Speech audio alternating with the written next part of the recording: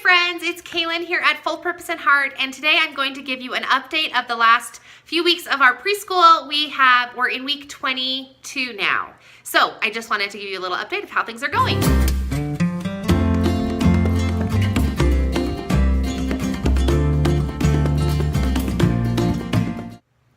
So things have been going really smooth in our homeschool this year. I pat myself on the back for all of the front loading that I did back during the summer months when I was preparing and planning and researching and diving into all the curriculum that I wanted and how I wanted to foresee this year going, because it is paying out in spades right now as we are 22 weeks into our school year, and I have just been really loving it. We do have a longer school year than most, well, especially than traditional school, because we only have 4 days a week that we do school. So we will be going to school until the end of May. It'll be the last full week of May will be our last week of school before we go in for summer break. So it estimates out to about 38 weeks of school. But again, we only have 4-day weeks, and some of those weeks are 3-day weeks, and even some of those weeks are only 2-day weeks. So we really have worked it around our family life and our schedule and the trips that I want to take. When the winter months come in my area, I really just like to get out, fly south for the winter, and just try and get some fresh sunshine and fresh air. So it is a little bit longer of a school year, and I thought that would kind of deter me or be a problem, but we started in July because of the baby in the fall. So anyway, now we're in January. We're well into halfway of our year, and I still feel a lot of momentum. I feel a lot of joy and satisfaction in doing this little homeschool journey. So it was about this time of year that I began to wonder if I'm going to be doing kindergarten at home. So again, 'tis the season. I'm beginning to really consider and map out and decide if we're going to homeschool for first grade or if it's time to put my son on the bus. So I do have the decision, or whatever, I don't know what it's calling, the motto, that it will be every child every year. I will monitor them and evaluate them and decide what is appropriate for their education. So that's the road that we're on right now for the upcoming weeks in deciding whether or not my son will be homeschooled for his first grade. But in the meantime, we are here in kindergarten and we are loving it. I love it. We're using the Horizons curriculum. If you didn't know that, then you should watch my curriculum video and you can see all of the stuff that I've picked out. To save time, I won't go into it, but I am still really loving it, the English and the math. I'm actually seeing progress, and we've been kind of working on Monday. The way that the Horizons curriculum works is I'm not using the right terminology, but it's like that cyclical learning where you learn something for a little bit and then you kind of put it off to the side and you learn something else and then they come back to it, as opposed to a mastery program, which, like, I know that Math UC is a mastery program where you're on one subject until they master it and then you move on to the next subject. And I really am loving it, because when we started doing math, my son just wasn't getting it. It wasn't connecting. And did I say math? When we were doing money, I don't know if I said math or money, but when we started doing money, and he knew a penny and he knew a nickel and he knew a dime, but to add them up was difficult for him because he would see the dimes and he would see the pennies and he couldn't count 10 and then 3 pennies to 13. He would want to count them by tens, and then he would want to count 4 coins. And anyway, so I was feeling a little discouraged because I was feeling like I was putting in this supplemental work as an effort to try and, get the concept to click, and it just wasn't clicking. And I don't know. I wasn't feeling like defeated, but I just was like, oh, he's not getting it. What else can I do to try to teach it to him in a different way? Well, we started the curriculum again this week, and we picked up some math, and right off the bat, he counted the coins correctly. And I was just really proud. I was just beaming, like, oh, he figured it out, And anyway, so it just was like a small testament to me that it's working and he's learning, and this stuff is sticking and it is working, and this curriculum is working for my family.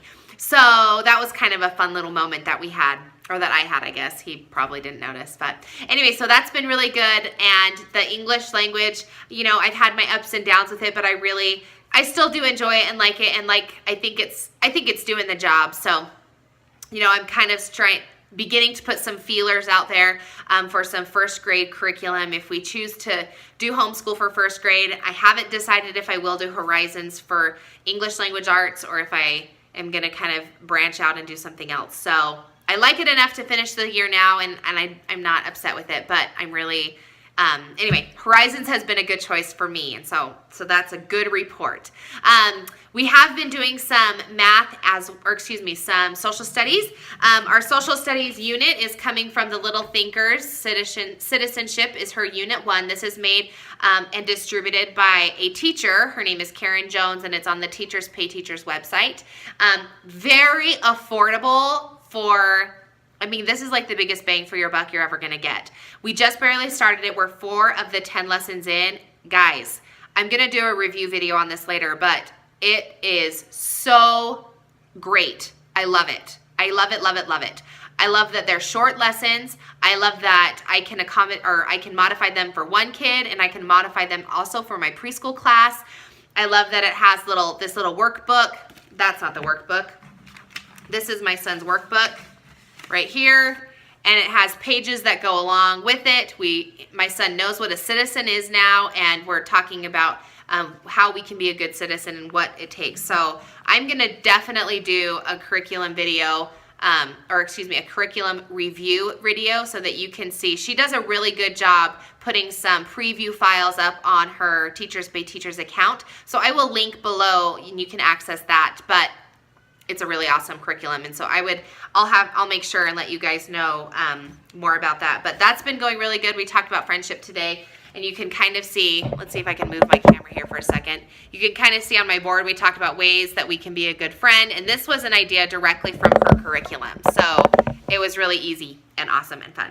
Okay, we also have been integrating some science into our curriculum. I know that when I just recently posted my video on how I planned out the next 6 weeks for our kindergarten schedule, and originally I had decided I wasn't going to integrate any science because we did a lot of science in the first semester. But along with my preschool kids, we have been working on hibernation right now, and so I've just kind of been going with that, and it's been a lot of fun. So it is the month of January, so hibernation kind of fits because animals hibernate during the winter. So anyway, I was going to show you a couple of quick things that we've done. We read a lot of books about hibernation. I would go over there. Okay, let me go grab them. Okay, so I have a couple books that I'm going to just recommend if you choose to do it. Bear Snores On is a fun book that we read. This one is by Carmel Wilson and Jane Chapman, and it's just about the bear that sleeps, and all of the animals go in and want to lay on his back and on his ear because he's all cozy and warm, but don't wake the bear. And the bear snores on. Oh no, this is the one where they have a little party in his cave. And I was having my little school kids snoring with the bear snoring, and anyway, so that was a really fun book. Over and Under is a good book that just kind of shows how the different kinds of animals that hibernate.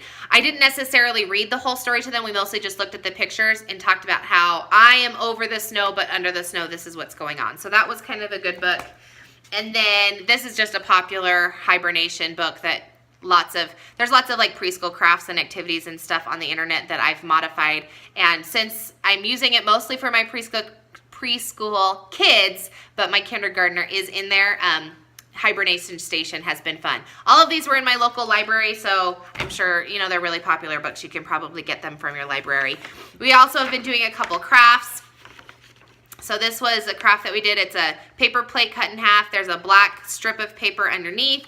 My son, my kindergartner, I was really proud of him. He drew this bear with a white crayon, unprompted. I didn't even have to ask him to do it, so I was really proud of him, and now I can share my proudness with you, proud mama moment.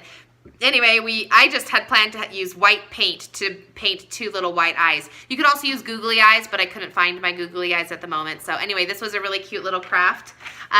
This was a fun craft. We made a giant bear. You can kind of see. This is a large grocery bag that I got at my local grocer. It's Winco has all of these big grocery bags. So if you live in the West and have Winco, that's really awesome.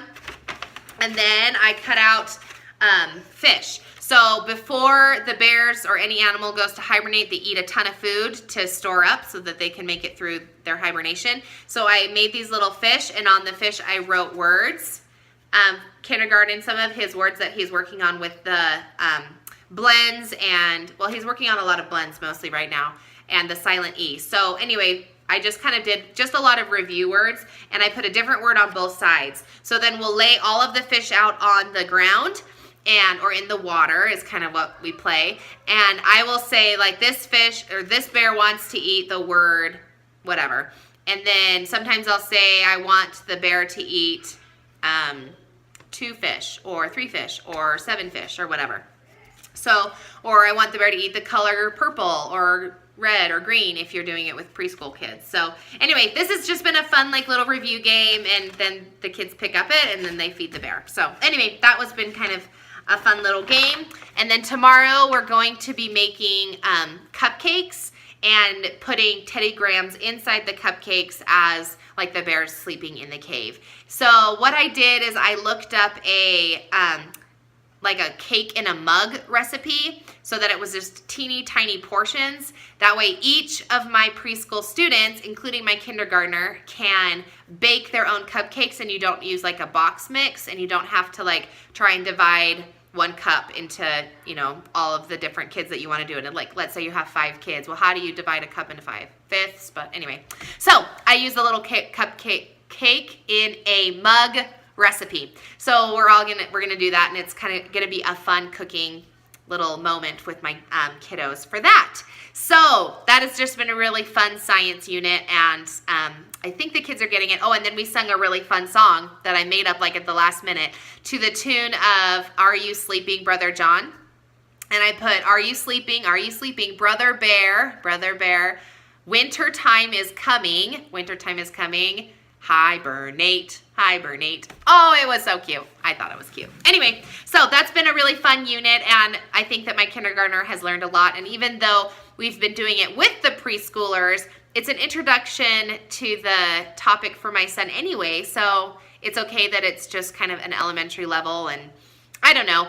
It's just been so fun, and especially fun that my kindergartner gets to be with them. And anyway, it's been really good. So the long of the short of it is our homeschool life is going so good. Hopefully some of the things that I'm doing in my school this week can help you in your journey, whether it's through trying to find something for your history unit, or maybe you want to do hibernation with your kiddos.